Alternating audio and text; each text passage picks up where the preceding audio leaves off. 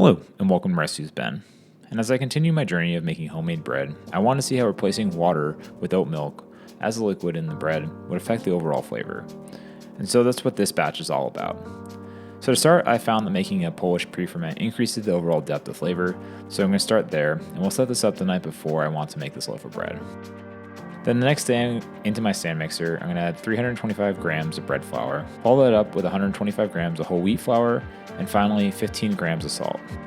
Then while the dough hook is attached and mixing the dry ingredients together, I'm going to pour in 310 grams of oat milk into the dry ingredients as a replacement for the water. Then after mixing for about 30 seconds, I'm going to add in all the poolish that I made the night before, and then continue to mix that dough until it starts to become shaggy as it continues to mix and knead until it's completely hydrated. One note I'd like to point out that would have probably helped the overall proof in the beginning is let the oat milk reach room temperature before mixing into the dry ingredients, as I just pulled it right out of the fridge when I added it in. Moving on, then I place the dough inside a large mixing bowl with a lid and let that sit in my oven with a bowl of hot water and let that proof for 30 minutes.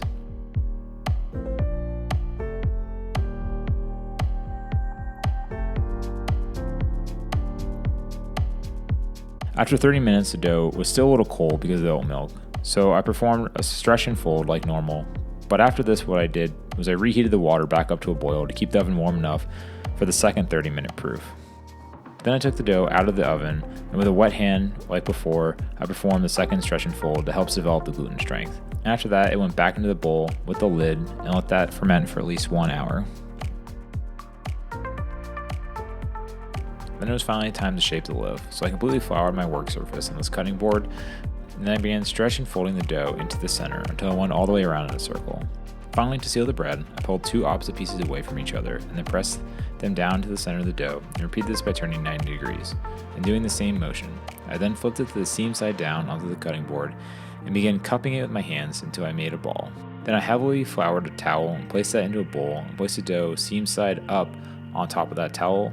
I allowed this to proof for 90 minutes, and just like the last batch, I took it out of the oven after 60 minutes, turned the oven on to 460 degrees Fahrenheit with the Dutch oven inside to start to preheat. With the oven up to temp and the proofing done, I took the dough out of the bowl and placed it on a piece of parchment paper.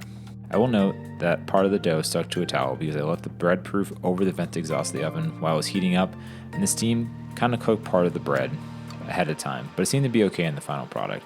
So at this point, then I just continued to score it twice with a serrated knife, making an X, and baked it in the Dutch oven that I sprayed with some water and covered that back up and baked it for 25 minutes with the lid on. And after that, I removed the lid, sprayed it again with some more water, and baked it for an additional 20 minutes to yield this beautiful loaf of bread.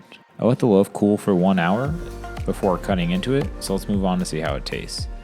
The exterior is lovely and crusty and accents the whole wheat flour that I added. The interior of this bread is light and moist like the previous loaf, but how does the oat milk overall change the flavor?